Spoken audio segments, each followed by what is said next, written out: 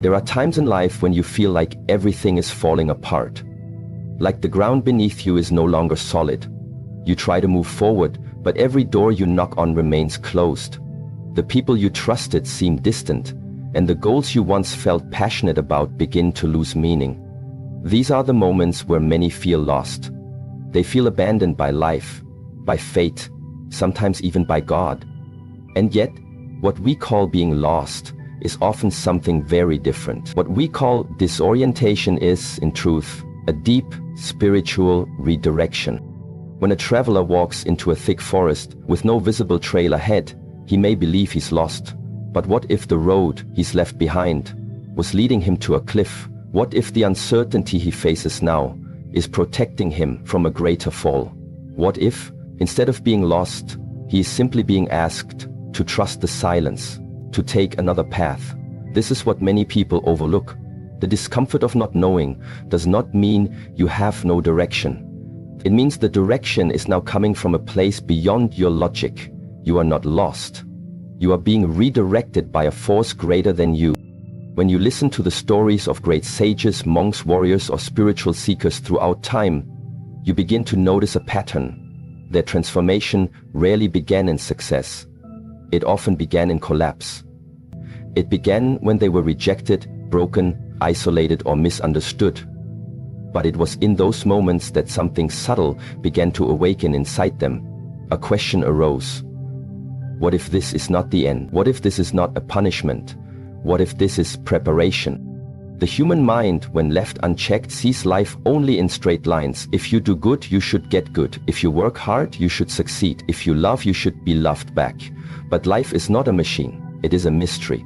It unfolds with layers and seasons. It does not owe you outcomes. It offers you opportunities. And when you begin to understand this, your suffering transforms into insight. When you accept it, when you understand it, your pain transforms into insight. The no's you receive begin to feel like gentle nudges away from what no longer serves you. The delays you experience become the sacred pauses needed to deepen your roots. The heartbreak you endured begins to reveal a hidden mercy, that something not meant for you was removed before it could derail your purpose. In the Shaolin tradition, we do not rush toward progress. We surrender to the process. And the process often includes periods of emptiness, quiet, and deep internal friction. There is a Chinese saying, "The arrow that flies the farthest is pulled back the strongest." Maybe right now, you are being pulled back. Maybe everything feels like it's moving in reverse. But what if that is only because life is preparing to launch you forward in a way that you cannot yet imagine? Every great transformation begins with disorientation. Like a caterpillar trapped in a cocoon, the process of becoming a butterfly does not look elegant. It looks like destruction. The old form dissolves completely. Identity vanishes. Movement stops. There is no certainty of what comes next. But deep within that dark space, the codes of flight are being written. The same applies to you. You may not see it, but your soul is being restructured. Your vision is being redefined. Your calling is being clarified. And all of this is happening not because you are failing, but because you are ready for more. But here lies the challenge. Most people give up during this stage. They mislabel the discomfort as punishment. They interpret the silence of God as absence. They try to force doors open that were never theirs to walk through. They confuse movement with progress, forgetting that sometimes the most powerful growth happens when you stand still. Stillness is not weakness. It is receptivity. It is the sacred posture of someone who trusts that even in the absence of visible signs, the invisible is still at work. God does not always speak in miracles. Sometimes he speaks in interruptions, in disappointments, in detours. When things fall apart, it is often his way of removing what blocks your next level, not because you are not good enough, but because you are now too big for the life you once lived. A seed, if it remains a seed forever, has failed its purpose. It must crack open. It must leave its comfort behind. It must root itself in darkness before it sees the sun. The same is true for you.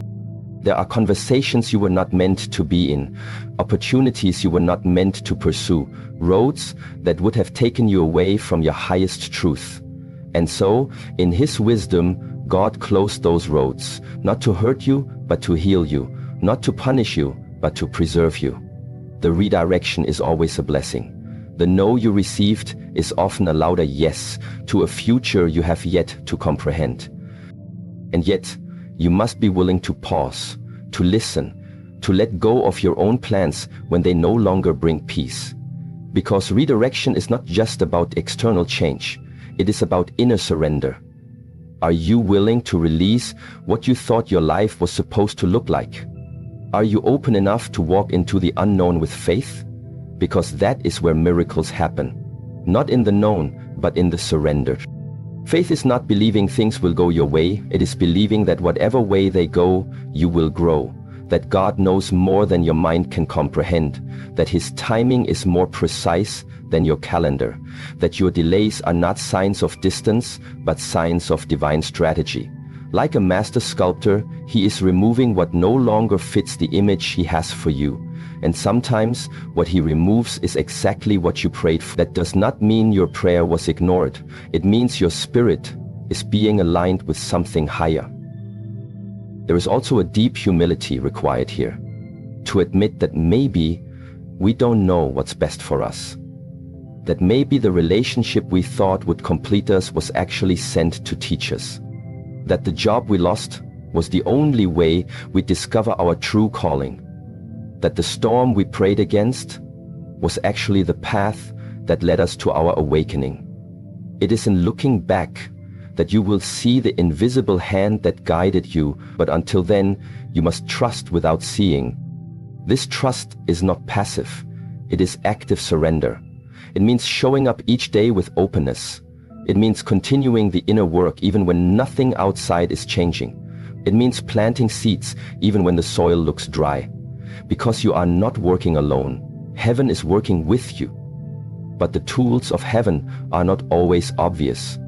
Sometimes they come disguised as challenges, delays, or broken plans, but they are tools nonetheless, sculpting, shaping, forming you into the version of yourself who is ready to carry your purpose. And what is your purpose? It is not a job. It is not a title. It is the full embodiment of your truth.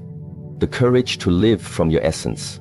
The willingness to become light in a world that thrives on distraction. The discipline to stay aligned even when it's difficult. And that kind of life cannot be built on convenience. It must be carved through challenge, through redirection, through deep internal clarity. That is why this moment in your life, as uncertain as it may feel, is sacred. Because it is in this moment that your real path begins. There are no wasted seasons. Nothing you've endured is pointless. Every loss carved something open in you. Every rejection pointed you inward. Every lonely night refined your ability to sit with your own soul.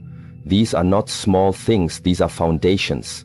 And the higher your destiny, the deeper your roots must go. That's why the journey often starts with silence, stillness, waiting. Because the greater the structure, the more time is spent underground before it rises. You are not late, you are not behind, you are right on time for your awakening. The only question is, can you trust the process long enough to see the beauty unfold? Can you remain still when your mind wants to rush? Can you listen when your ego wants to argue? Because the path you are walking is not random. It is precise. It is sacred. It is yours. The divine does not make mistakes. You are not being ignored. You are being prepared. But preparation feels like pressure. It feels like discomfort. It feels like silence. That's how you know it's real. Because growth never happens in your comfort zone. It happens in the space where you must stretch beyond what you know, where you must release your control and embrace the unknown. You may not have all the answers, but you do have the moment. And in this moment you have the choice to believe, to trust, to continue. That is the mark of a true seeker. Not someone who has it all figured out, but someone who walks anyway. Someone who listens even when the voice is faint. Someone who believes that if God has brought them this far, He will not abandon them now. So do not be afraid of this season. Do not label it as darkness. Call it preparation. Call it divine redirection. Call it the sacred pause before the rise. You are not being punished. You are being positioned. Every detour has meaning. Every silence has wisdom. Every loss has a lesson. But only if you are willing to look deeper. July 20th, 2025 is not just another day. It is a turning point. Not because the world outside will suddenly change, but because you will. When you stop seeing yourself as lost and begin seeing yourself as guided. When you stop asking, why me? And begin asking, what is this trying to teach me? That is when the redirection becomes revelation. You were never lost. You were being called higher. And now, the only thing left to do is listen. There is a deep paradox in the human experience. The more noise we allow in, the less we hear what truly matters. And yet, the modern world is built upon noise. External noise from traffic, technology, conversations, media. Internal noise from thoughts, regrets, fears, projections. Day by day, this noise surrounds us and consumes us, to the point where many no longer know the sound of their own soul. They know how to scroll, they know how to react, but they do not know how to be still. They do not know how to listen. But there is another way, a higher path, a sacred rhythm that does not come from volume, but from depth, and that path is silence. Silence is not just the absence of words. It is a presence of its own. It is a field of energy, a mirror, a gateway, and yet very few know how to enter it. Most run from it. Because silence, when you are unfamiliar with it, feels empty. But when you understand it, it feels full, full of truth, full of clarity, full of divine communication. In our monastic training, we are taught that the greatest insights do not come from lectures or scriptures. They come from silence. When the body is still, when the breath is calm, when the mind settles like a pond, something sacred begins to rise from beneath. In that moment, you are not hearing through your ears, you are hearing through your being, through your awareness, through your soul. And what you hear is not a voice in the conventional sense. It is more subtle, more refined. It is the quiet impulse of truth, the whisper of alignment, the echo of the eternal. But to hear it, you must become quiet enough. You must tune your life like an instrument. You must remove distractions, not only from your environment, but from your inner world. Silence requires discipline. It requires the courage to face yourself without escape. Because in silence, you meet all the parts of you that have been avoided, the pain you pushed down, the questions you ignored, the truths you didn't want to admit. But they all rise in silence, not to torment you, but to liberate you. This is why many people cannot sit still. They are not afraid of boredom. They are afraid of meeting themselves. Because in stillness, the masks fall away. There is no one to impress, no one to perform for, only you. And if you have lived a life disconnected from your truth, this moment can feel terrifying. But it is also the beginning of your freedom. Because until you face yourself fully, you cannot change, you cannot grow, you cannot hear what God is truly trying to tell you. Silence is the language of the sacred, not because God cannot speak through words, He can, but because words are limited. They are shaped by culture, belief, and interpretation. But silence is universal. It bypasses the intellect and speaks directly to the essence. It is in silence that your intuition sharpens. It is in silence that your heart begins to remember what the mind has forgotten. It is in silence that you begin to feel what is right, not based on logic, but based on resonance. And this resonance is not random. It is the compass of your soul, guiding you back to alignment. July 20th, 2025 is not just a date on a calendar. It is a symbolic turning point, a divine checkpoint. And to receive what this day has to offer, you must be quiet enough to notice. The world will continue screaming. Social media will continue distracting. Fear will continue selling. But you must choose a different path. You must choose silence. Not once, not occasionally, but as a way of being. Not silence from speaking, but silence from noise, from ego, from resistance. When God says, please listen, He is not demanding obedience. He is inviting you into stillness. He is saying, remove the distractions. Close your eyes. Return to your breath. Watch your thoughts without reacting. Sit with yourself long enough to hear what is beneath the surface. There is something waiting to be revealed. A truth uniquely meant for you, but it cannot enter a crowded mind. It cannot penetrate a restless heart. It needs space. It needs presence.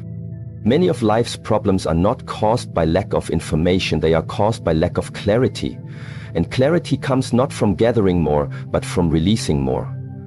Releasing opinions, releasing urgency, releasing comparison. And in that release, something astonishing happens. You begin to feel light again. You begin to feel clear.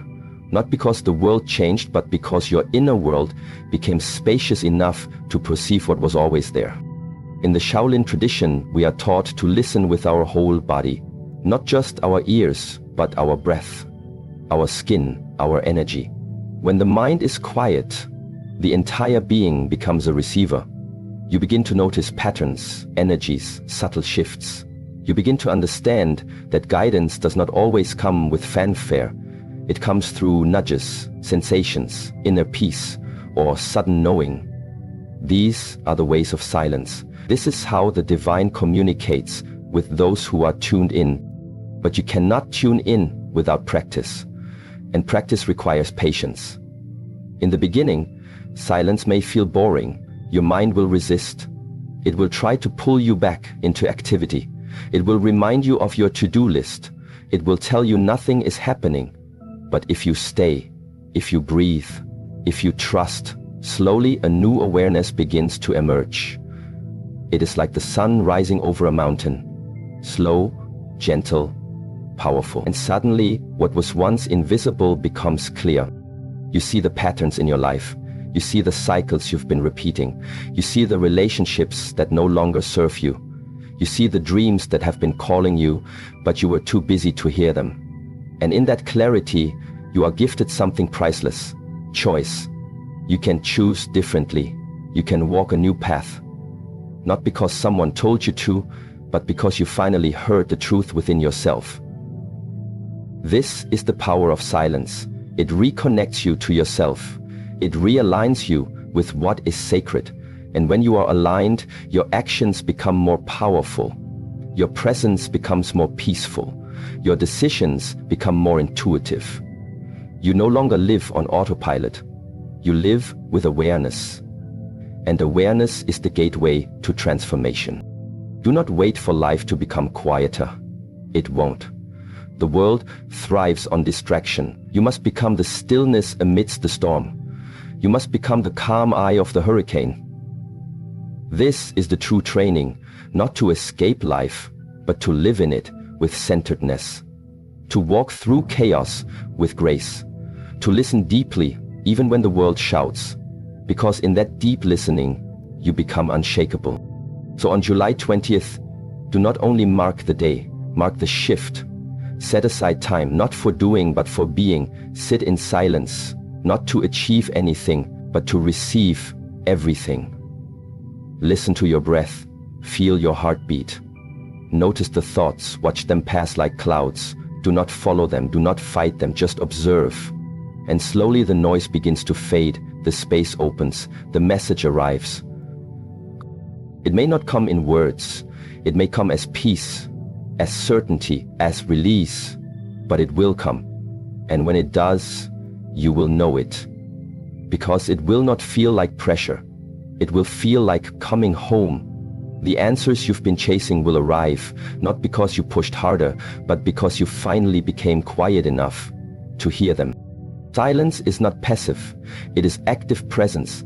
It is the most powerful state a human being can enter, because in silence, you become aligned with the rhythm of the universe. You begin to act from knowing, not from guessing, from wisdom, not from reaction, from peace, not from fear. And this shift will change everything. The way you speak will change.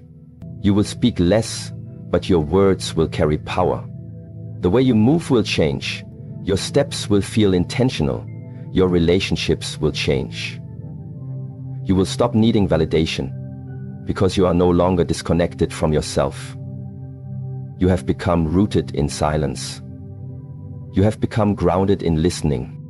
God is always speaking. The question is, are you quiet enough to hear Him? Let this be your practice.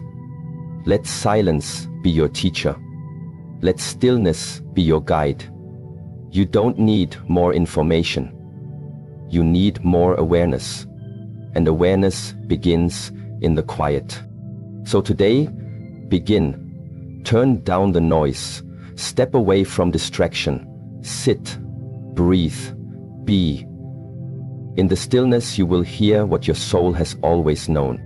And when you listen, truly listen, your life will begin to reflect the clarity of your inner world. Not because the world became less chaotic, but because you became more peaceful. This is the way, this is the wisdom. This is the silence that speaks. Discipline is often misunderstood. People hear the word and think of restriction, of limitation, of harsh rules and cold structures. But true discipline, the kind that leads to awakening, is not about punishment. It is about freedom. It is about choosing the path that brings your soul into alignment over the path that temporarily pleases your senses. Discipline is love in action. It is the highest form of self-respect. It is the bridge between who you are now and who you were born to become. In the monastery, we live by rhythms. We rise before the sun, we train, we sit in silence, we practice movement and stillness, not to impress others, but to master ourselves. Every day, we begin again, not because we failed the day before, but because mastery is not a destination, it is a lifestyle. It is a relationship with the present moment. And the glue that holds it all together is discipline. Without discipline, desire remains a dream. With discipline, that dream becomes destiny. There is a spiritual force that moves through all things. Some call it God, some call it Tao, some call it Source. It does not matter what name you give it. What matters is whether you are aligned with it. And alignment does not happen by accident. It happens by commitment. It happens when you say, I choose to show up even when I don't feel like it. It happens when you say, I will no longer betray my highest self for comfort. That is discipline. Not just consistency of action, but consistency of intention. Every choice becomes a sacred act. On July 20th, 2025, many will seek answers. Many will look outside for signs. But the real question is, are you prepared to receive the answers when they come? Because truth is not hidden. It is always available. What is missing is not revelation. It is readiness. And readiness comes through discipline. A distracted mind cannot hold clarity. A reactive body cannot channel purpose. A restless heart cannot carry peace. The vessel must be strong to carry the message. And the work of making that vessel strong is the work of discipline. There is no alignment without effort. Just as a blade must be sharpened to cut, the soul must be trained to see. This training is not glamorous. It is not shared on social media. It is done in silence, in repetition, in devotion. It is saying no to the lower impulses so you can say yes to the higher calling. It is choosing meditation over distraction, prayer over panic, service over selfishness. Not once, not occasionally, but daily, until it becomes who you are. Discipline is not about being perfect. It is about being present. You will fall. You will forget. You will feel resistance. But discipline says, return. Begin again. Get up. Try one more time. Not because it's easy, not because it's comfortable, but because something deeper inside you knows. This is the path. This is the way. And every time you return, you become stronger. Every time you recommit, you move closer to alignment. There are moments in life when a door opens, a sacred door, a divine window of opportunity, and if you are not ready, you will miss it. Not because you were unworthy, but because you were unprepared. The door does not wait. Timing is divine, and preparation is your responsibility. If God says, please listen, and you are not disciplined enough to quiet your life, how will you hear? If destiny calls, but your habits have made you numb, how will you answer? This is why discipline is not optional. It is essential, because without it, you are at the mercy of your emotions. Without it, you are controlled by impulses. You become reactive, not responsive. You become scattered, not focused. And in that state, you cannot walk the sacred path. The path requires intention. It requires strength. It requires the humility to say, I am not here to indulge. I am here to serve. I am here to become. But how does one build discipline? Not all at once, not by force, but by devotion. By starting small, by choosing one thing and showing up for it every day. You don't need to do everything, you just need to do one thing fully. It could be your morning practice, your breath work, your prayer, your training. But do it with presence, with reverence, with attention. Over time, this becomes your foundation, and once the foundation is stable, you can build higher. Discipline is sacred because it teaches you who you are. When things are easy, anyone can feel spiritual, but it is in the difficulty where true strength is revealed. When the body aches, but you still move. When the mind resists, but you still sit.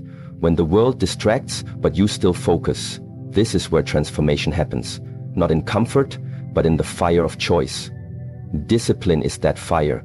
It burns away the false self, so the real self can emerge. Many people wait for motivation.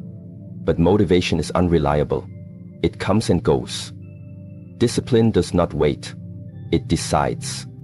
It is not based on feeling. It is based on vision. It is rooted not in mood, but in purpose. If your path depends on how you feel, you will never finish. But if your path depends on what you are committed to, then no obstacle can stop you. This is the power of discipline. It makes your future stronger than your past. Your purpose stronger than your pain. When you are disciplined, you begin to see life differently. You do not run from discomfort, you lean into it knowing it is your teacher. You do not avoid responsibility, you embrace it, knowing it refines your character. You do not chase instant pleasure, you choose lasting meaning. And in doing so, you become someone trustworthy.